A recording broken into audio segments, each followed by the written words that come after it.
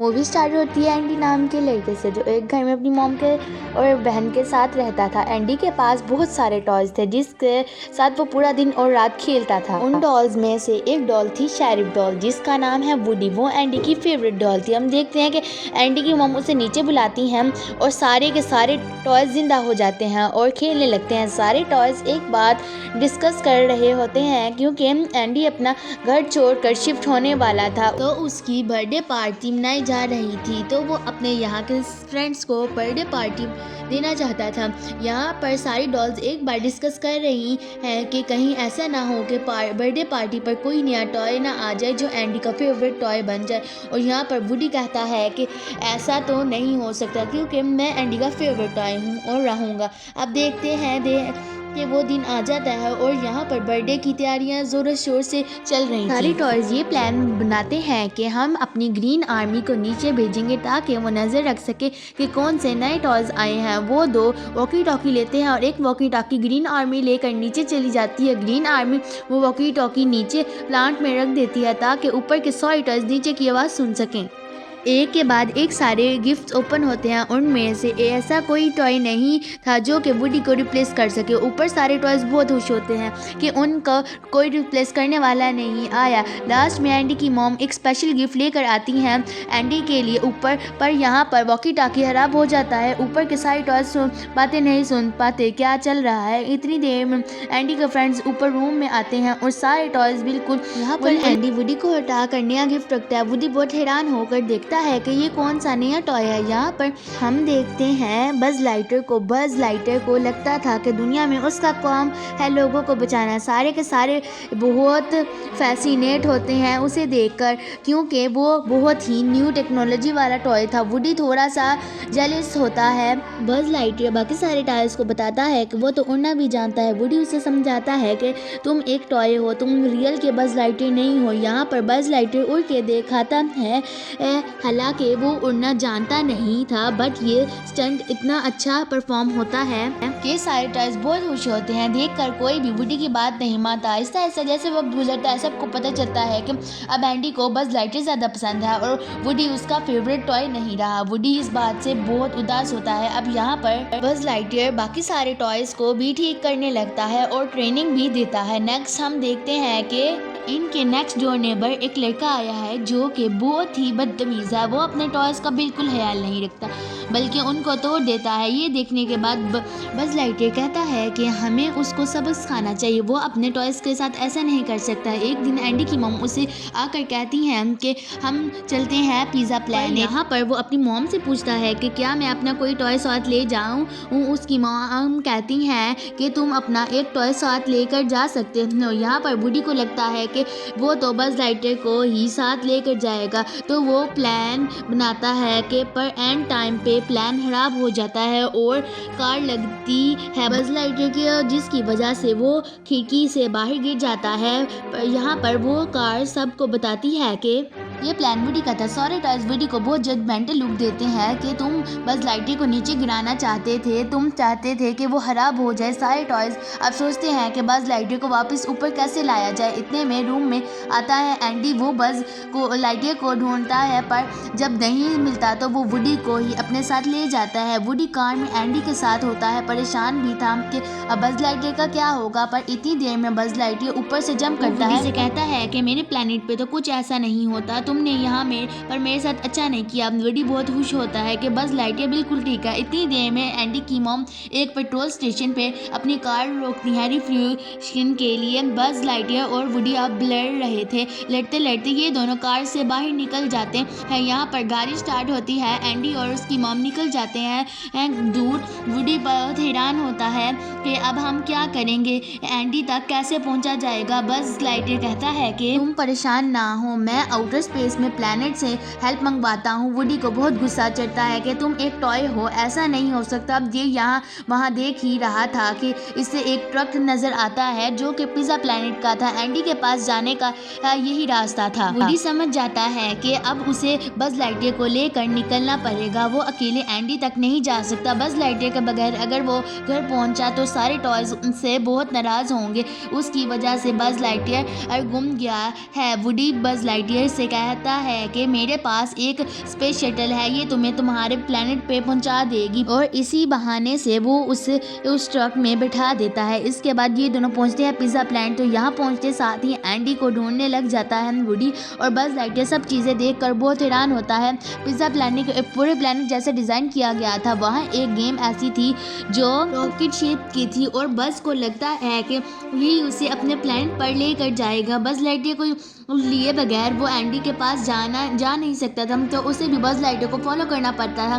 Buzz लाइटयर जब उस game के अंदर जाता है, वहाँ छोटे छोटे एलियंस होते हैं। ये यहाँ पर हमें सीट भी नज़र आता है जिसने उस गेम के अंदर बज़ को देख लिया था, और अब वो बज़ को ही चाहता था। सीड जैसे ही बज़ लाइटयर को बाहर निकालता है तो वुडी भी उसके साथ ही बाहर निकल जाता है। अब ये दोनों सीड के साथ उसके घर चले जाते हैं। सीड का एक बहुत ही बुरा डॉगी भी था। बहन के कुछ टॉयज उठाता है और अपने रूम में चला जाता है। यहाँ पर ये देखते हैं हम कि उसके टॉयज को तोड़ रहा है। फिर रात होती है और इन दोनों को बाकी सीड के टॉयज नजर आते हैं जो बहुत बुरी हालत में थे। किसी का सर था, किसी का पैर था, मतलब सारे ही डिफॉर्म थे। दूसरी तरफ एंडी के घर में भी एंडी के बाकी सारे टॉयज को पता चल जाता है कि वुडी भी अब मिसिंग है। सुबह होती है तो सीड वुडी के साथ खेलने लगता है। वो एक मैग्नीफाइंग ग्लास के साथ उसको हीट से लगा रहा था। यहाँ पर सीड की मामू से आवाज़ देती है वहाँ पर आज तो वुडी जल ही जाता। अब यहाँ पर वुडी इधर बज़ लाइटयर प्लान बनाते हैं कि उन्हें यहाँ से भागना होगा। वुडी भाग कर रूम से पीछे जाता है तो उसे सीड का डॉग नजर आता है। अब डर के ये दोबारा वापस ऊपर आ जाता है। बज़ लाइटयर को लगता है कि वुडी को बचाना होगा। ये दोनों प्लान बनाते हैं कि यहाँ पर वुडी का रिकॉर्ड वाइसर ऑन हो जाता है, जिसके बाद वो डॉग उठ जाता है और ये दोनों अलग अलग रूम में छुप जाते हैं। जहाँ पर एक टीवी था। बज़ टीवी में देखता है कि उसकी एक कमर्शियल चल रही है। उसे लग रहा था कि शायद ये उसी के प्लेनेट से कोई मैसेज है। उसे पता चलता है कि ये तो एक ऐड है।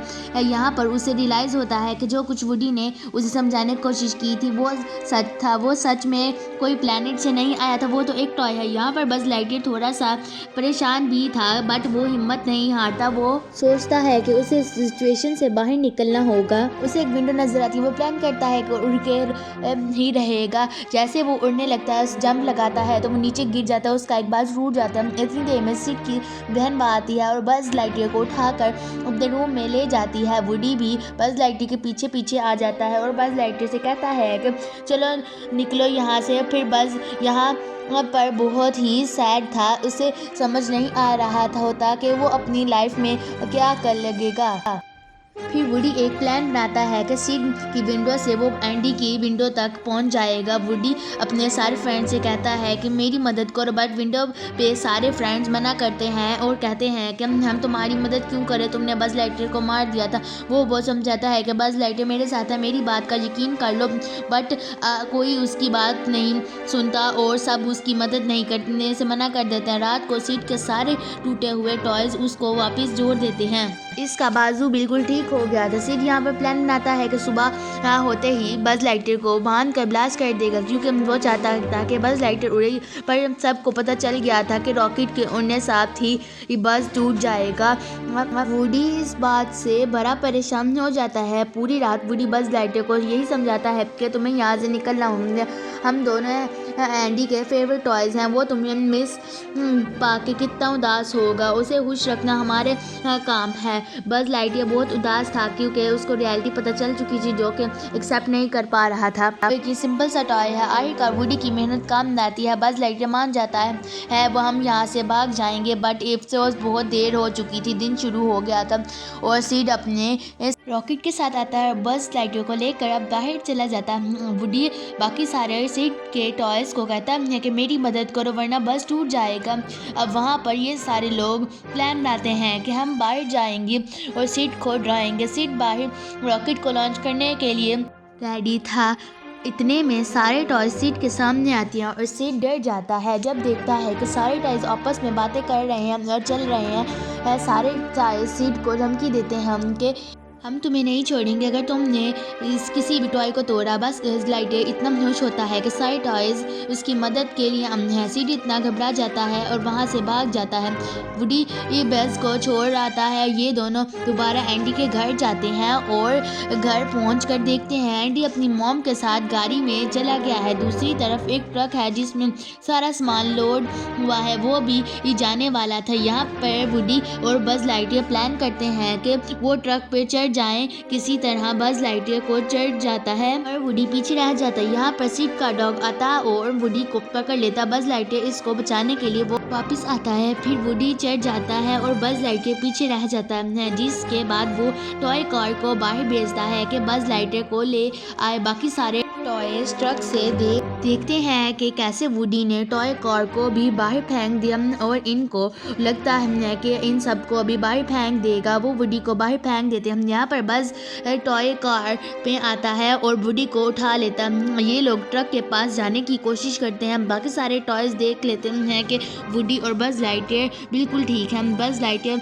यहाँ पर सारे टॉयज सोचते हैं कि इनकी मदद की जाए। ये ट्रक में वापस आए। यहाँ पर टॉय कार की बैटरी लो होने वाली थी। बज लाइटयर को एक प्लान आता है। वो रॉकेट अभी भी इसके साथ भरा हुआ था क्योंकि इसको लाइट किया जाए। रॉकेट के ऑन होते साथ ही इनकी स्पीड तेज हो जाती है और लोग पास आ जाते हैं। कार तो ट्रक में चली जाती है लेकिन ये दोनों हवा में उड़ जाते हैं। बस को पता चल जाता है कि रॉकेट अब ब्लास्ट होने वाला है। वो इस टेप को अलग कर देता है और विंग्स के साथ दोनों उड़ने लगते हैं। पहली दफ़ा बज लाइटयर ने अपने विंग्स को यूज़ किया था और इसको बहुत अच्छी लगने लगी। इसके बाद ये दोनों हुआ के साथ एंडी की कार में पहुंच जाते हैं। इसके बाद ये दोनों कार में आते हैं और एंडी इनको देखकर बहुत खुश हो जाता है। नेक्स्ट सीन में हम देखते हैं कि एंडी अपने लिए घर में शिफ्ट हो गया है जहां पर नए गिफ्ट्स ओपन हो रहे हैं और ग्रीन आर्मी और सारे टॉयज जानना चाहते थे कौन सा नया टॉय आया है जिसकी वजह से वो रिप्लेस हो जाएंगे। मिस्टर पोटैटो हेड को पता चलता है कि मिसेस पोटैटो हेड आई हैं, वो तो बहुत खुश होता है। इसके बाद बज लाइटयर पूछता है वुडी से क्या तुम अभी भी घबरा रहे हो कोई और तुम्हें आ जाए और तुम्हें रिप्लेस ना कर ले। वुडी कहता है कि नहीं, तुमसे ज़्यादा बुरा गिफ्ट कोई नहीं आ सकता। अब यहाँ पर इन छोटे पप्पी की आवाज़ आती है और ये दोनों एक दूसरे की तरफ देखकर मुस्कुराते हैं और यहाँ पर एंड हो जाता है।